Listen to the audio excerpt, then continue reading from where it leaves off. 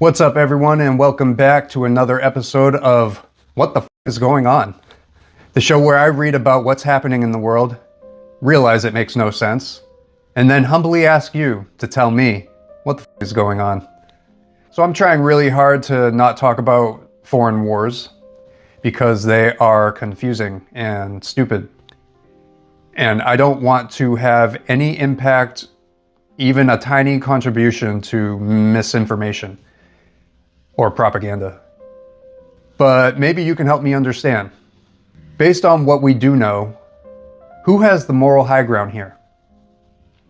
The war with Iran started after the US and lawyers launched strikes on Iran on February 28th.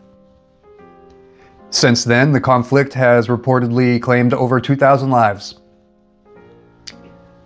Thousands of people dead in less than a month. In a war that we were told was to prevent an imminent threat. President Trump said, "It was my opinion that they were going to attack first." He added, "If anything, I might have forced Hitler's hand." Yesterday, Trump issued an ultimatum to Iran about the Strait of Hormuz, a key global oil passageway. He gave Iran 48 hours to fully reopen it, or, quote, "We will obliterate Iran's power plants." Today, the administration announced that those planned strikes on Iran's energy infrastructure was being postponed for 5 days because of very good and productive talks with Iran. But Iran's official sources say there have been no talks at all. So which is it? Tim Pool has an interesting perspective on this. Take a look.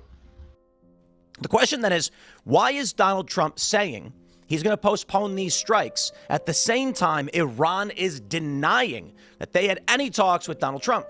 The concern is that Donald Trump is trying to protect the markets. In the meantime, this is all misdirection. This is absolutely insane. At 7:04 a.m. Eastern today, President Trump said the U.S. and Iran have had productive discussions to end the Iran war. By 7:10 a.m. Eastern, the S&P 500 surged 240 points, adding $2 trillion in market cap. 27 minutes later, Iran completely denied all of President Trump's claims and said there has been no contact with the U.S. By 8 a.m., the S&P had fallen 120 points, erasing $1 trillion in market cap. Iran is playing chicken with the midterms, and they know. Trump's in a bind.